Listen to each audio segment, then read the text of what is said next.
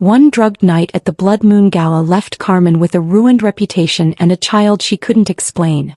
Months later, the Alpha King, a man who rejects every princess for a ghost he can't find, shocks the kingdom by claiming Carmen's unborn baby. He thinks he's lying to avoid a political marriage. She thinks he's just being merciful. Neither realizes that the lie is the one thing that will reveal the truth of what really happened in the shadows of the garden. The great hall of the Silverclaw Keep was a cavern of shimmering quartz and judgment, smelling of expensive incense and the metallic tang of unspoken threats. For Carmen B. Gonzalez, the air was too thin to breathe. She stood at the very periphery of the light, her back pressed against a cold stone pillar, wishing the shadows would simply swallow her whole. Her hands, trembling and pale, were clasped tightly over the swell of her stomach, a protrusion that, in this room of lithe, corseted noblewomen, felt like a brand of burning shame. Across the hall, her father, Lord Gonzalez, stood with his back to her, laughing with a group of councilmen as if his eldest daughter were not a ghost haunting the edges of his vision. He had forced her here today not out of love, but as a calculated act of cruelty. He wanted the world to see what happened to those who strayed. He wanted her to stand as a living monument to his honorable house's supposed tolerance, even as his eyes promised she would be discarded the moment the sun set. "Look at her," a voice hissed nearby, the silk of a dress rustling like a snake in dry grass. It was the rival princess, Elara, whose gold-threaded gown caught every spark of the chandeliers. To walk into the king's selection in such a state. It is an insult to the throne. If I were the Alpha King, I would have her whipped for such insolence. Carmen lowered her head, her dark hair falling like a curtain to hide the tears stinging her eyes. She remembered the Blood Moon Gala 6 months ago, the way the elixir had turned her blood to liquid fire, the way the masked stranger's touch had been the only thing that felt real in a world of spinning hallucinations. She had woken up in the dirt of the garden, her virtue gone and her memory a shattered mirror, only to find herself carrying the proof of her sin. The heavy oak doors at the far end of the hall swung open with a sound like a thunderclap. The chatter died instantly. Alpha King Draven Silverclaw entered not with a stride, but with the focused predatory grace of a wolf closing in on its mark. He wore black leather and silver filigree that seemed to absorb the light rather than reflect it. His face was a mask of icy indifference, his eyes a piercing, unnatural silver that seemed to see through the flesh and bone of everyone in his path. He was a king who had spent nearly a year in a silent, simmering rage, his wolf pacing beneath his skin, searching for a scent that had vanished into the night of the gala. He ignored the line of bowing beauties. He didn't even glance at Elara, who had preened herself into a state of golden perfection. Instead, his nostrils flared. His head snapped toward the back of the room, his gaze cutting through the crowd like a blade. The council elders began their rehearsed speech, their voices droning on about bloodlines, alliances, and the necessity of a queen. Draven didn't hear them. He was moving. The crowd parted before him, a sea of silk and velvet retreating in the face of his overwhelming aura. Carmen felt the heat before she saw him. It was a physical weight, a pressure in the air that made her heart hammer against her ribs. When the polished black boots stopped inches from her tattered hem, she couldn't breathe. She looked up, her eyes wide and wet, meeting that terrifying silver stare. She expected a sneer. She expected to be ordered out by the guards. Instead, the great hall went deathly silent as the Alpha King did the unthinkable. He didn't pull away in disgust. He stepped into her personal space, his massive frame shielding her from the prying eyes of the court. With a slow, deliberate movement that felt like a declaration of war against the world, Draven reached out. His large, calloused hand, dark against the pale fabric of her dress, came to rest firmly and protectively over the curve of her belly. A collective gasp went up, a sound of 100 hearts stopping at once. Lord Gonzalez dropped his glass, the crystal shattering on the floor. Draven didn't look at the council. He didn't look at the shocked nobles. He looked only at Carmen, his thumb tracing a slow, possessive arc over the child she carried. His voice, when it broke the silence, was not a whisper, but a low growl that vibrated through the very foundations of the castle. "You speak of bloodlines and heirs," Draven said, his silver eyes flashing with a terrifying hidden truth. "You speak of a queen to carry my legacy." He turned his head slightly, his profile sharp enough to draw blood. "Let your whispers end today. This woman is mine."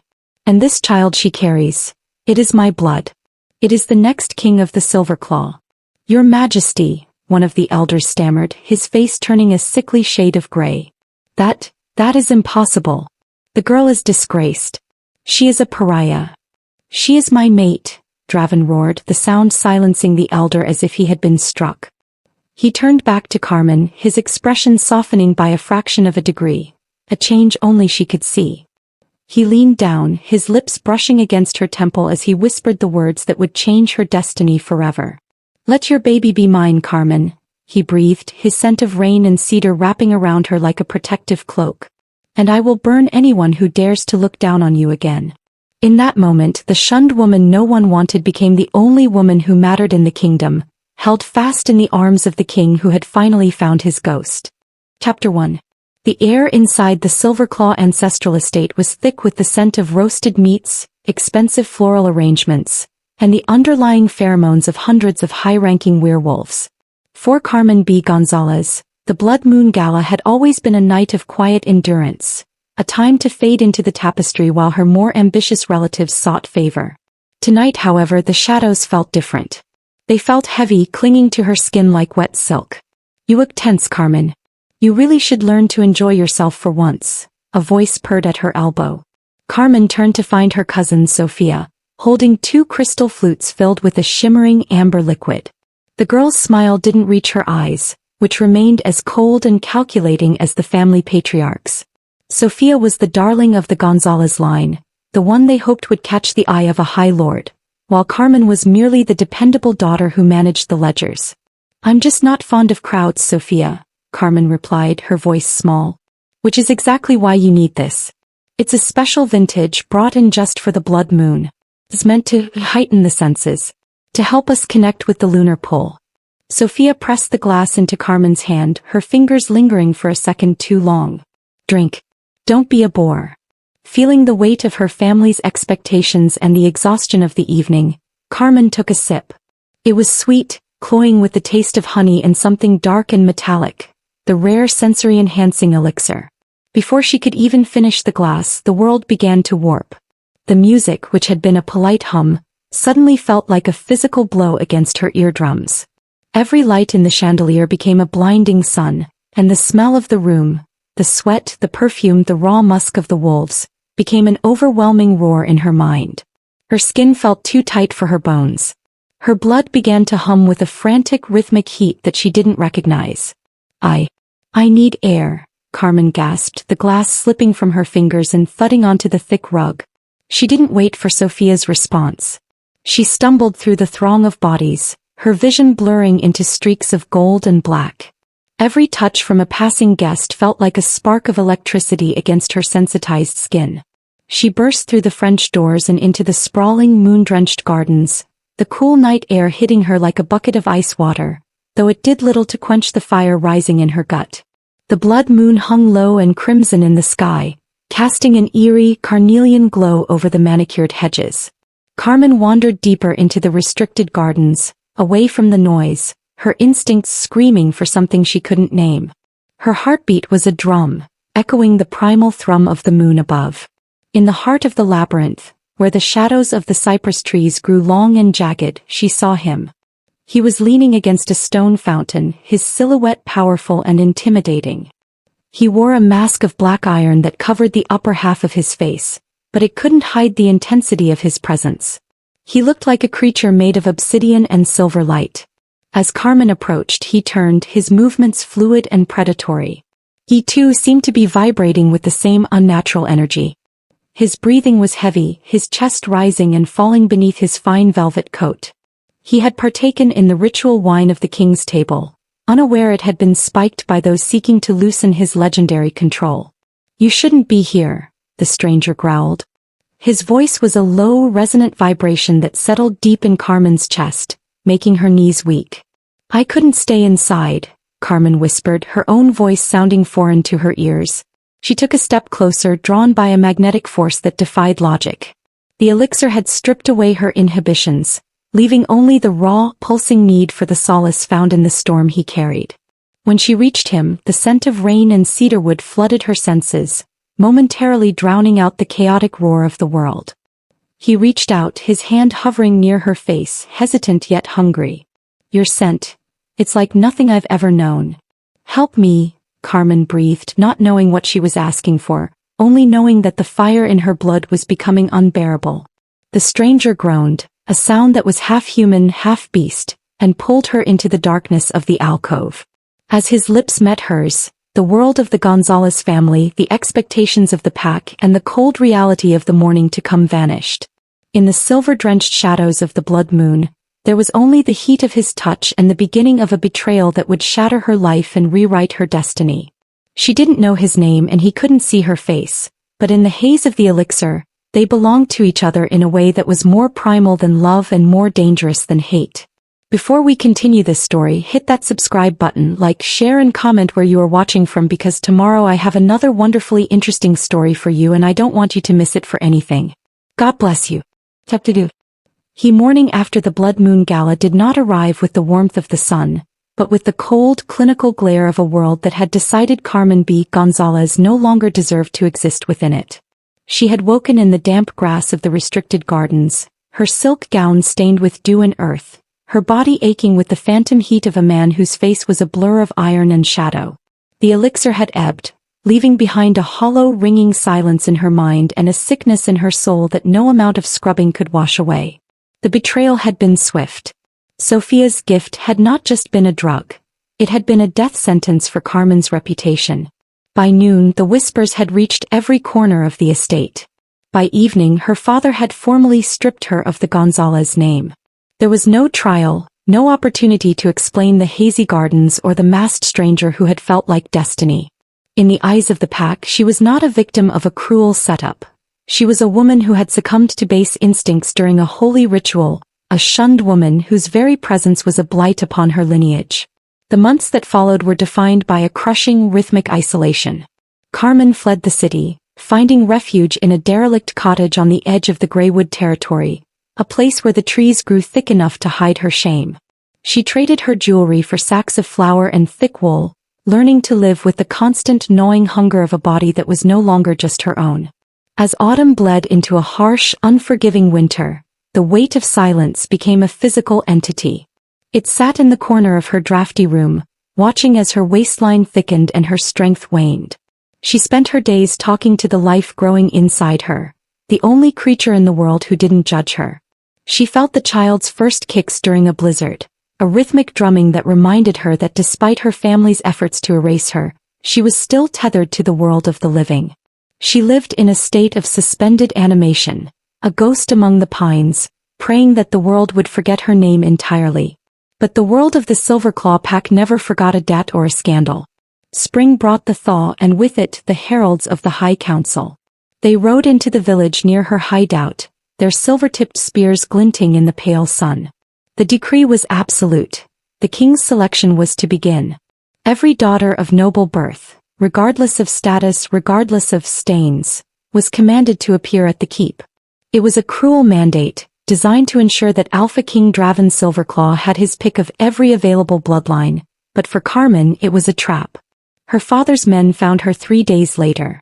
They did not come with open arms or apologies. They came with a coarse cloak to hide her belly and an ultimatum.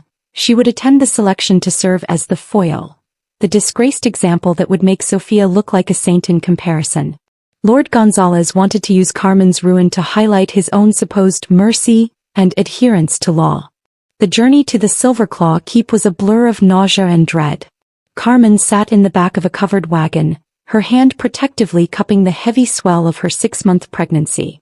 She watched through the slats as the towering spires of the capital rose like jagged teeth against the horizon. She was being dragged out of the safety of her silence and thrust back into a light that intended to burn her. As the gates of the keep groaned open, Carmen realized she was no longer the frightened girl who had sipped amber liquid at the gala. She was a mother, a survivor, and a woman with nothing left to lose. She stepped out of the wagon, the coarse fabric of her dress a stark contrast to the shimmering silks of the other arrivals. The air hummed with the familiar scent of cedar and rain, a scent that made her heart skip a beat with a terrifying half-remembered recognition. She stood in the shadow of the great stone walls, A pariah returned to the fold, waiting for the moment the Alpha King's gaze would find her and complete the destruction her family had started. Chapter 3. The throne room of the Silverclaw Keep was a masterpiece of cold marble and sharp edges, much like the man who sat upon the obsidian dais. Alpha King Draven Silverclaw leaned his head back against the stone, his eyes closed, though he was far from asleep. To the heralds and the high-ranking lords presenting their daughters, he looked like a bored deity. In reality, he was a man being devoured from the inside out by a memory he couldn't quite grasp. Beneath the surface of his skin, his wolf was pacing. It was a restless, rhythmic movement that had not ceased for 8 months. Every time a new woman stepped forward, perfumed in expensive roses or rare spices, the beast inside him would surge toward the surface, sniff the air, and then recoil with a disappointed snarl that vibrated in Draven's throat. "Princess Marcella of the Ironwood Pack," the herald announced, his voice echoing off the vaulted ceiling.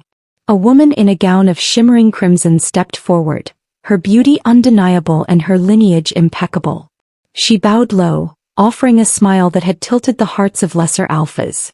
Draven opened his eyes, the silver orbs flat and lifeless. He didn't see the curve of her neck or the calculated grace of her movement. He was searching for a ghost. He was searching for the scent of rain, cedarwood, and something wild, something that smelled like the very heart of a thunderstorm. It was the scent of the woman from the Blood Moon Gala, the one whose touch had bypassed his legendary iron self-control and reached the primal core of his soul. He had woken that morning in the gardens with the taste of her on his tongue and the ghost of her warmth on his skin, but the woman herself had vanished like mist. "She is accomplished in diplomacy, Your Majesty," a council elder whispered urgently at Draven's side. "An alliance with Ironwood would secure our northern borders. She is a perfect match." Draven didn't even look at the elder. He stood up, his sudden movement causing the princess to falter in her speech. The sheer weight of his presence seemed to suck the oxygen out of the room. "She smells of desperation and expensive soap," Draven said, his voice a low, dangerous rumble that carried to the furthest corners of the hall. "She is not the one. Your Majesty, this is the 12th candidate today," the elder hissed, his face reddening. "The council demands a queen. The bloodline must be secured. You cannot reject every noble house in the territory based on a whim of the senses." Draven turned his head, a predatory glint in his silver eyes that made the elder take a sudden step back. "It is not a whim. My wolf has chosen, even if my mind cannot find her. I will not tether my soul to a stranger for the sake of your borders." He descended the stairs of the dais, his boots clicking with lethal precision against the quartz floor. He ignored the gasps and the wounded looks of the assembled nobility. He felt like a caged animal in his own palace. Every corner of this keep reminded him of what he lacked. He walked toward the high balcony that overlooked the city, the cool night air hitting his face. The moon was waxing, a sliver of white light that mocked him. Somewhere out there in the vast expanse of his kingdom, was the woman who had ruined him for all others. He had sent his best trackers to find her, but they had returned with nothing but empty hands and excuses. The elixir that night had clouded everyone's scent, making identification impossible for anyone who hadn't been in the thick of the haze. His wolf let out a long, mournful howl in the back of his mind. It was a sound of grieving, a recognition of a half-formed bond that had been severed before it could take root. Draven gripped the stone railing of the balcony until the rock began to spiderweb under his strength. He was a king who could command armies, who could bring empires to their knees, yet he was powerless against a memory of a masked woman in a garden. "I don't care if she is a peasant or a princess," he muttered into the wind, his voice thick with a year's worth of obsession. "I don't care if she is the daughter of my greatest enemy."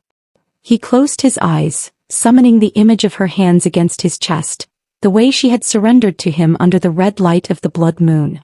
She was his ghost, his haunting, and his only truth. The council could bring 1,000 more beauties, they could threaten him with political ruin or civil unrest, but Draven Silverclaw would not yield. He would wait. Even if it meant the end of his line, he would wait until the wind brought him that scent of rain and cedar once again. He would wait until the ghost took shape, or until his wolf finally tore him apart from the inside. Before we continue this story, hit that subscribe button, like, share and comment where you are watching from, because tomorrow I have another wonderfully interesting story for you and I don't want you to miss it for anything. God bless you. Chapter 4.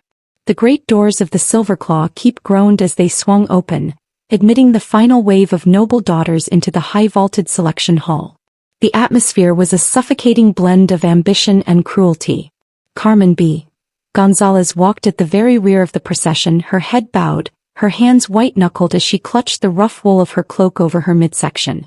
She could feel the stairs like needles pressing into her skin. To the elite gathered here, she was a ghost at a feast, a reminder of how quickly grace could turn to ruin. The hall was a sea of shimmering silks and towering headdresses, but as Carmen passed, the music of polite conversation died into a chorus of jagged whispers.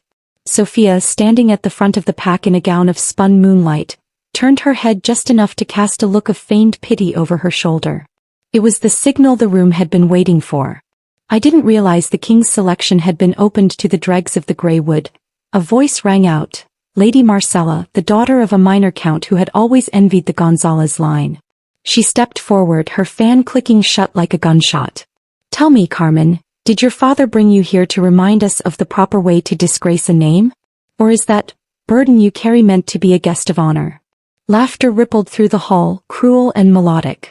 Carmen stopped, her heart hammering against her ribs. She felt the child kick, a sharp, sudden movement as if the babe could feel the venom in the air. She didn't look up, but she didn't retreat. "I am here by the council's command," she said, her voice thin but steady. "The council commanded noble daughters, not fallen women," Sophia added, her voice carrying across the marble floors to ensure every ear heard. "Look at you. You can't even hide the evidence of your shame anymore.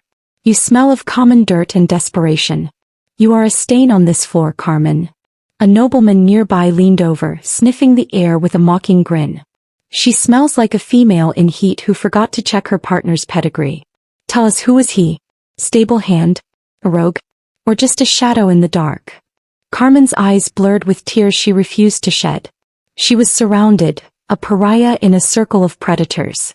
The humiliation was a physical weight, pressing down on her until her knees felt ready to buckle. But as the taunts grew louder, a sudden unnatural silence swept from the front of the room to the back. Alpha King Draven Silverclaw had stood up from his throne. He didn't speak. He simply descended the stairs, his movements possessing a terrifying, lethal fluidity. The nobles scrambled to clear a path, their faces pale as they realized the king's focus was no longer on the candidates at the front. He walked toward the back of the hall, toward the center of the mockery. His expression was unreadable, his silver eyes fixed on the small, cloaked figure of the woman everyone had been laughing at. As he drew closer, the air in the room seemed to change. The scent of rain and cedar wood, the scent Carmen had dreamed of every night for months, became an overwhelming roar. Draven stopped exactly 1 pace away from her. To the crowd, it looked like he was preparing to strike her down. To Carmen, it felt like the world had finally stopped spinning. She looked up, and for the first time since the Blood Moon Gala, she saw the eyes of the man who had haunted her. They weren't just silver. They were a storm of recognition, possessiveness, and a raw, primal hunger that made her breath hitch. Draven's nostrils flared. He didn't see the tattered cloak or the tired lines around her eyes. He smelled the thunderstorm. He smelled the elixir. He smelled her. And beneath that he smelled the faint, undeniable thrum of a second heartbeat. A heartbeat that resonated with the rhythm of his own blood. The council elder scurried forward, sensing a disaster. "Your Majesty, please forgive this intrusion. The girl is unwell. She will be removed immediately. Lord Gonzalez has already apologized for her presence." "Silence," Draven growled, the word vibrating through the stones of the floor. He reached out, his hand steady and large, and hooked a finger under Carmen's chin, forcing her to look him in the eyes. The mockery in the room had turned to a suffocating dread. No one moved. No one breathed. "They say you are a woman no one wants," Draven said, his voice a low, intimate rumble that only she could fully feel. He looked down at the swell of her belly, then back to her wide, terrified eyes. He saw the fire in her, the resilience that had kept her alive in the woods. He saw his mate. Draven turned his head toward the council, his gaze a promise of violence. "You want a queen. You want an heir."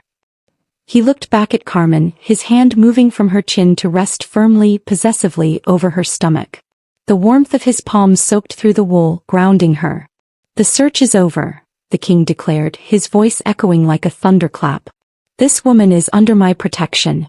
And the child she carries. He is the future of the Silverclaw. He leaned in closer, his lips brushing the shell of her ear as the room descended into a chaos of whispers. Pretend your baby is mine, Carmen, he whispered, a secret meant only for her. And I will give you the world for a throne. He didn't wait for her answer.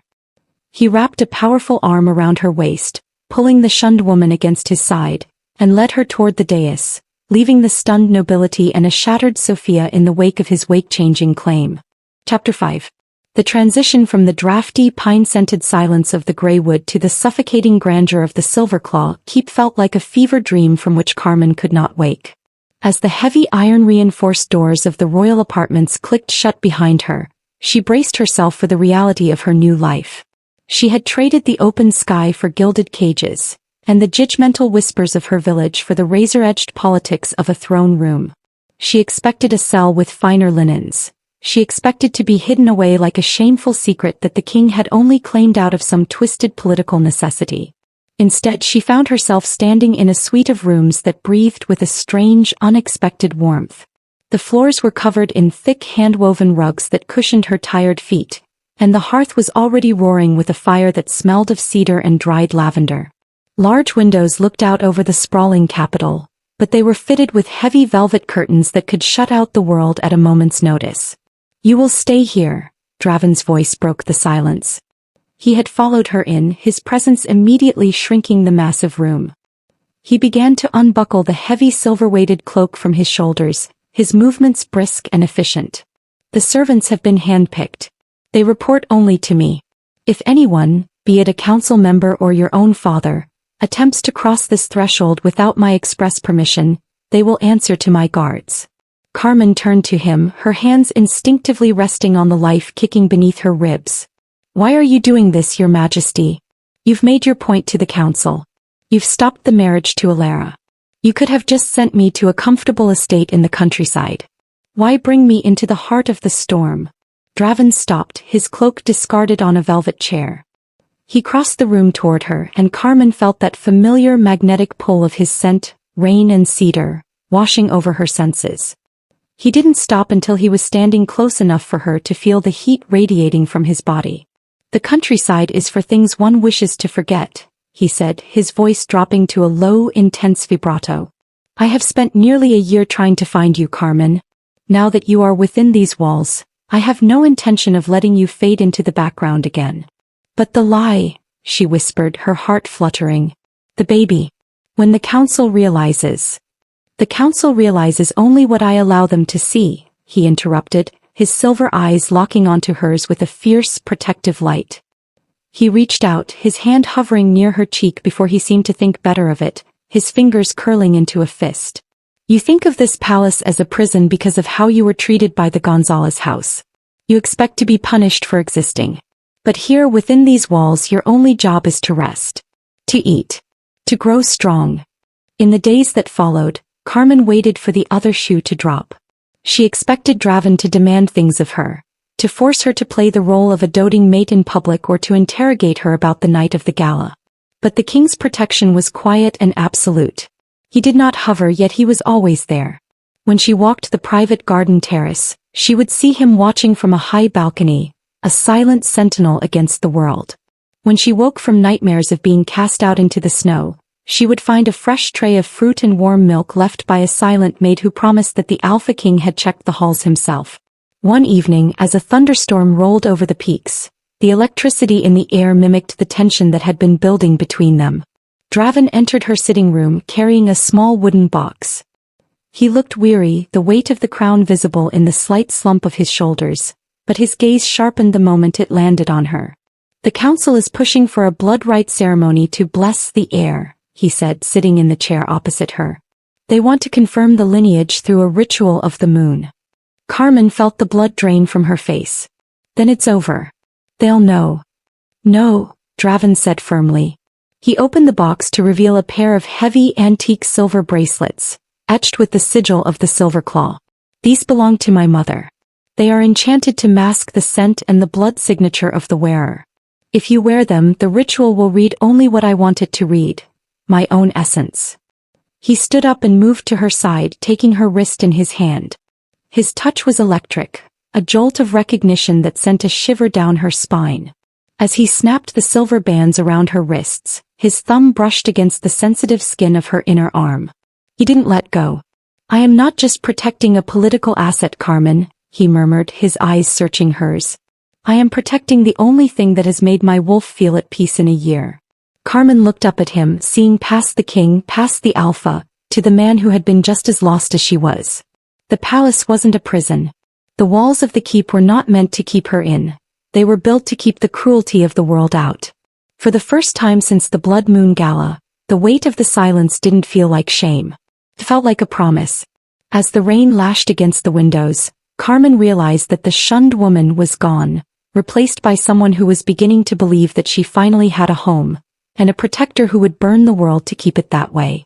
Before we continue this story, hit that subscribe button, like, share and comment where you are watching from, because tomorrow I have another wonderfully interesting story for you and I don't want you to miss it for anything. God bless you. Chapter 6. The sanctuary of the royal apartments, which had felt so impenetrable only days before, was breached not by force, but by a calculated display of courtly etiquette. Princess Elara, the golden-haired daughter of the Ironwood pack, did not arrive with a blade. She arrived with a peace offering. She stood in the doorway of Carmen's sun-drenched sitting room, her emerald silk gown rustling like the leaves of a poisonous plant. Behind her, a servant carried a tray holding a decanter of rare moon nectar and 2 delicate crystal goblets. "I realized we started on the wrong foot, Lady Carmen," Elara said, her voice like honey poured over glass. She stepped into the room uninvited, her eyes scanning Carmen's rounded silhouette with a look of barely concealed loathing. "In the heat of the selection, words are said that we often regret. I wish to bring you a tonic from my homeland, something to settle the nerves and strengthen the babe. It is a gesture of goodwill between a future queen and the woman the king has seen fit to shelter." Carmen stood slowly, her hand resting on the small of her aching back. She could smell the scent of the princess, a sharp, cloying perfume of lilies that tried to mask a cold, predatory musk. "The king has forbidden outside gifts, princess. He is quite particular about my health." "Oh, surely an Alpha King's command does not extend to a simple refreshment between ladies," Elara laughed, a sound like ice chips hitting a silver bowl. She poured the liquid herself, the amber nectar swirling enticingly. "Unless, of course, the rumors are true, that you are less of a guest and more of a prisoner. Drink with me, Carmen. Prove that there is no ill will between us." She pushed the glass toward Carmen. The scent of the liquid was sweet, dizzyingly so. But beneath the sugar, Carmen's heightened senses, sharpened by both her pregnancy and the lingering echo of the blood moon elixir, detected a faint, bitter metallic tang. It was the scent of nightshade and silver dust, a slow-acting poison that would not kill a grown wolf but would induce a fever strong enough to terminate a pregnancy. Carmen's fingers brushed the glass, but she did not take it. "I'm afraid my stomach is quite sensitive today." "I insist," Elara's voice hardened, the mask of the diplomat slipping to reveal the jagged edge of the rival. "It would be a grave insult to the Ironwood pack to refuse a ritual toast. Or perhaps you fear that a little tonic might reveal the truth of your condition." Before Carmen could respond, the heavy doors of the suite were not opened, but thrown back with such violence that they bounced against the stone walls. Draven Silverclaw entered like a localized hurricane. His presence was so immense that the temperature in the room seemed to drop 10 degrees. He didn't look at Carmen. His silver eyes were locked on the crystal goblet in Elara's hand. "What is this?" he asked, his voice a low, vibrating growl that made the crystal on the tray rattle. "Your Majesty," Elara gasped, her composure fracturing. "I was merely offering Lady Carmen a traditional tonic. A gesture of friendship." Draven was across the room in 2 strides. He didn't take the glass. He snatched the decanter from the tray and brought it to his nose. His nostrils flared, and a sound erupted from his chest that was pure, unadulterated beast. With a flick of his wrist, he shattered the decanter against the hearth. The amber liquid hissed into the fire, sending up a plume of acrid, blue-tinged smoke. "Nightshade," Draven hissed, turning on Elara. His face was a mask of primal rage, his canines lengthening as his wolf pushed toward the surface. "You dared to bring silver dust into my home? You dared to target my heir. I didn't know." Ilara stammered, backing away until she hit the wall. It must have been a mistake in the brewing. Draven moved so fast the eye could barely follow, pinning the princess against the stone by her throat. He didn't squeeze, but the threat was absolute. If you ever breathe the same air as her again, if you so much as look in her direction, I will not care for alliances. I will send your father your head in a box of ironwood gold. Guards. The royal sentinels flooded the room. Escort the princess to the dungeons, Draven commanded, his voice shaking with a fury that Carmen had never seen. Inform the Ironwood delegation that their presence is an act of war. They have 1 hour to leave my lands. As the guards dragged a screaming Ilara away, the room fell into a heavy ringing silence. The rage didn't leave Draven immediately. He stood with his back to Carmen, his shoulders heaving, his claws still extended. Carmen stepped forward, her heart pounding. Draven, she whispered, using his name for the first time without a title. He spun around, and for a moment his eyes were entirely silver, the pupils blown wide with the protective instinct of an alpha. He reached out, his large hands trembling as he grabbed her shoulders, pulling her into his chest with a desperate force. He buried his face in the crook of her neck, breathing in her scent of rain and cedar as if it were the only thing keeping him tethered to his humanity. I almost lost you, he muttered into her skin, his voice cracked and raw. I almost let her take you. It's okay, Carmen said, her own hands coming up to clutch the front of his leather tunic. I didn't drink it.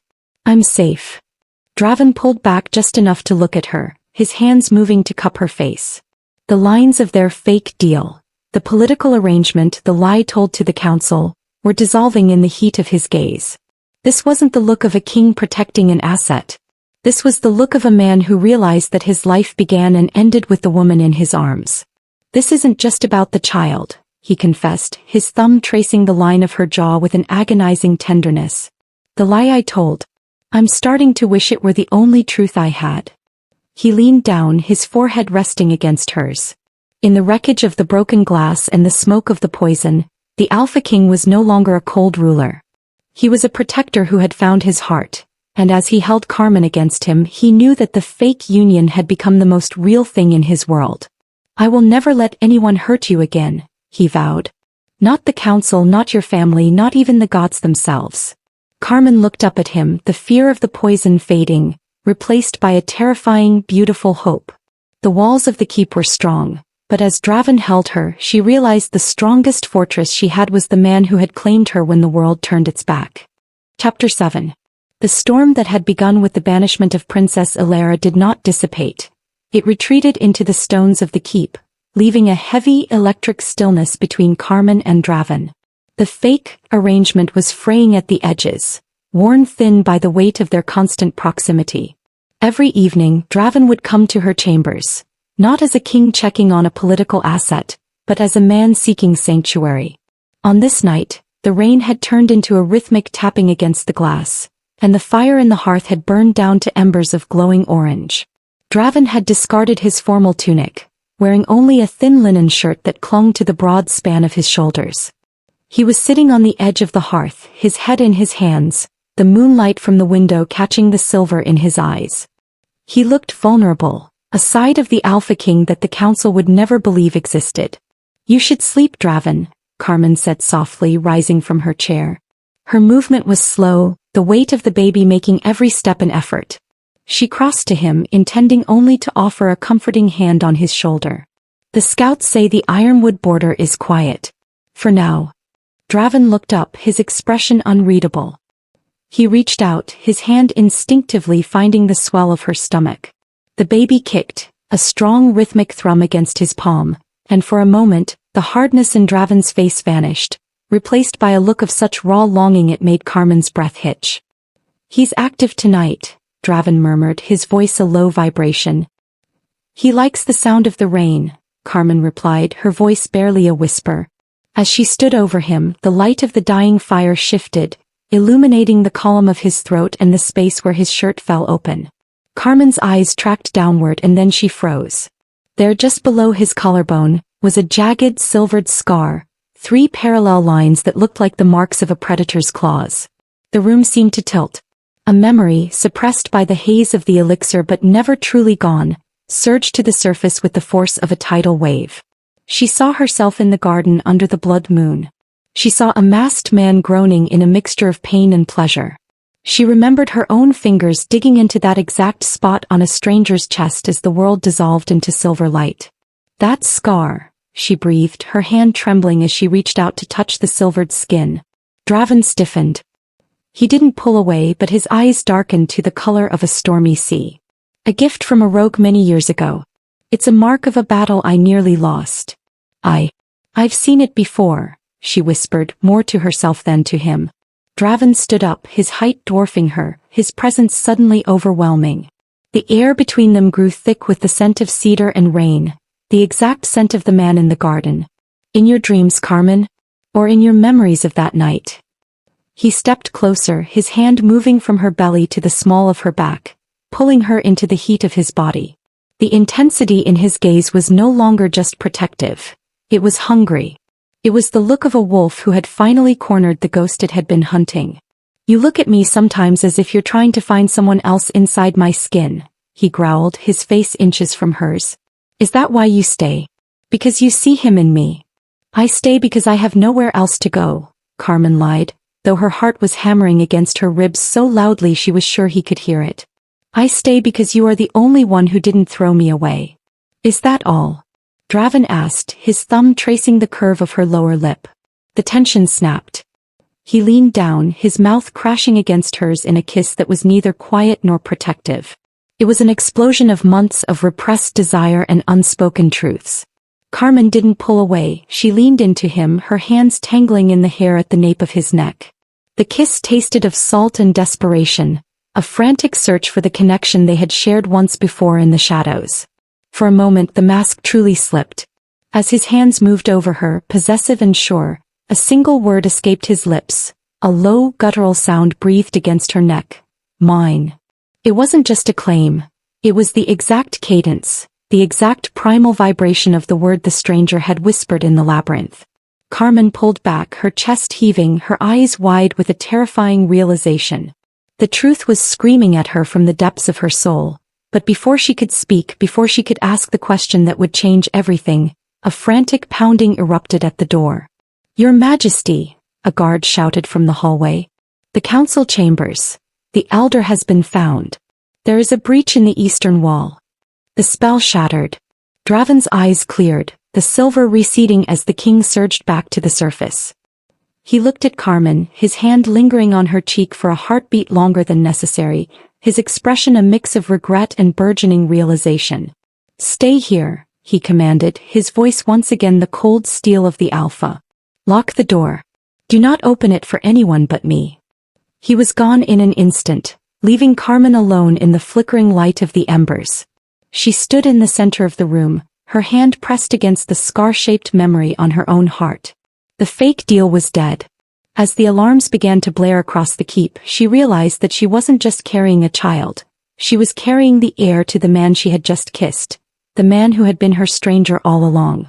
Before we continue this story, hit that subscribe button, like, share and comment where you are watching from, because tomorrow I have another wonderfully interesting story for you and I don't want you to miss it for anything. God bless you. Chapter 8. The sky over the Silverclaw Keep did not turn black. It turned a bruised, sickly violet as the moon began its slow crawl across the face of the sun. It was the day of the great eclipse, a celestial event the High Council had claimed was the only time a purity rite could be performed to validate the royal bloodline. Carmen stood by the window of her chambers, her hand resting heavily on the life stirring within her. The air felt static, charged with a tension that made the hair on her arms stand up. Draven had warned her to stay behind the locked doors. But the council had not come with weapons. They had come with a forged royal mandate and a smokestick of sleeping vapors that slipped under the door before she could even scream. When Carmen regained consciousness, the world was bathed in a terrifying amber twilight. She was no longer in the warmth of the keep. She was bound to a stone altar in the center of the ancient grove, the ancestral site where the pack's first laws had been carved. Surrounding her were the hooded figures of the High Council, their faces hidden by silver masks that mimicked the cold, unyielding light of the eclipsed sun. "The blood of the Silverclaw is sacred," the High Elder intoned, his voice sounding like dry parchment. He held a ceremonial obsidian blade aloft. If this child is truly of the king's seed, the moon will bless this union.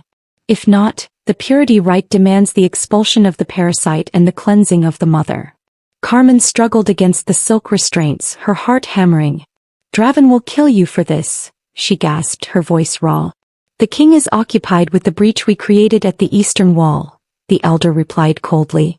By the time he arrives, the ritual will be complete, and the truth will be written in your blood. Miles away at the edge of the Silverclaw territory, Draven felt the shift in the air. His wolf, usually a disciplined force of nature, suddenly erupted in a roar of agony that nearly brought him to his knees. It wasn't the breach that mattered.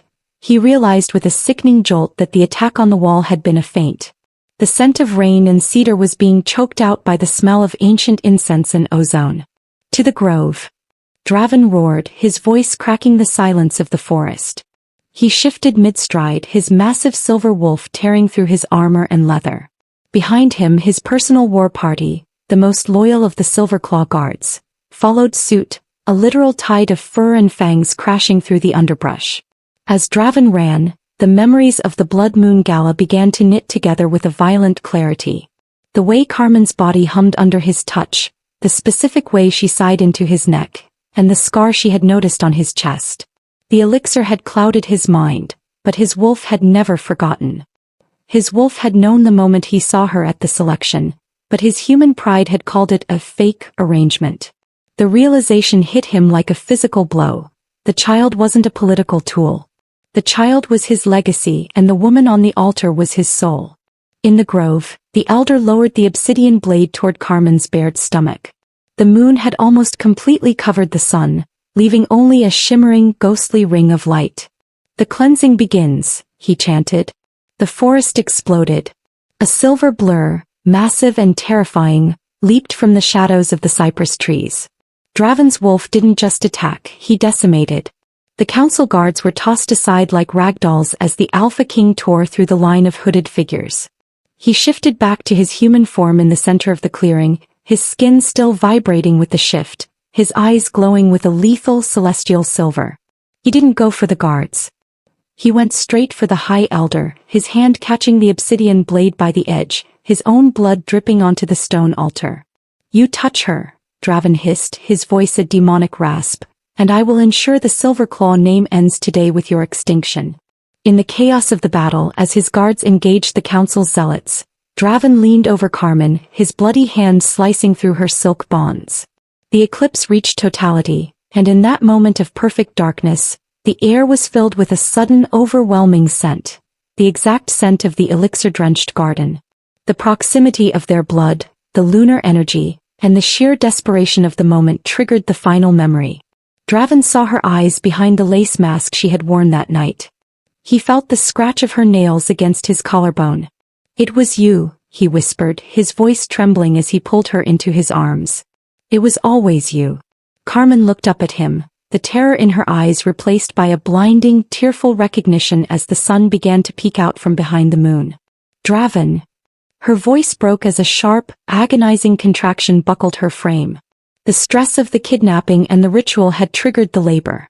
As the light returned to the world, the Alpha King stood in a circle of fallen enemies, holding his mate as the first cries of their future began to echo through the ancient grove. The truth was no longer a secret. It was a living, breathing force that no council could ever silence again. Chapter 9.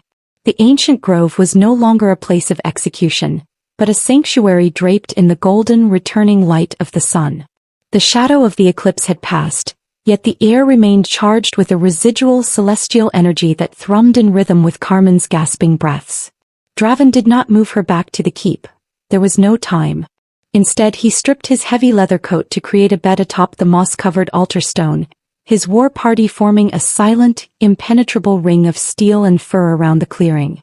"Look at me, Carmen," Draven commanded, his voice a tether of pure iron and tenderness. He knelt at the head of the altar, his large hands framing her face, his thumbs wiping away the streaks of sweat and dirt. "Forget the council. Forget the grove. It's just us. It has always been just us." Carmen gripped his forearms, her knuckles white, her body racked by a surge of power that felt as ancient as the trees surrounding them. The pain was a secondary thing, eclipsed by the overwhelming realization that the man holding her, the king who had claimed her out of a lie, was the same stranger who had held her in the dark of the blood moon. The scent of rain and cedar was no longer a haunting memory, it was her anchor. "Draven," she gasped, her voice breaking as the final transition began. "He's coming. Our son is coming." Draven didn't flinch. He who had led armies through blood and fire, looked at her with a vulnerability that shattered the last of his royal mask. He didn't care about the blood on his hands or the dead elders at the edge of the clearing. He stayed in the eye of the storm with her, his presence a shield against the agony. When the final world-altering push came, the forest itself seemed to hold its breath. The birds fell silent and even the wind died down to a whisper. A sharp, thin cry pierced the air, echoing off the stone monoliths. It was the sound of a legacy beginning, a defiant note that announced the arrival of the next great alpha. Draven reached down, his hands trembling with a reverence he had never known, and lifted the small, squalling life into the light. He cleared the babe's breath and wrapped him in the remains of his silken shirt. As he leaned down to place the child against Carmen's chest, the baby's eyes fluttered open for the first time. The silence that followed was absolute. There was no need for a blood rite. There was no need for a council's blessing or a priest's decree. The infant looked up at his parents with eyes that were not brown like the Gonzalez line, nor green like the rival princesses. They were a piercing, unmistakable and luminous silver, the exact, terrifyingly beautiful shade of the Silverclaw alphas. It was a genetic signature that no elixir could forge and no lie could replicate. "He has your eyes," Carmen whispered, her voice thick with a relief so profound it felt like a second birth.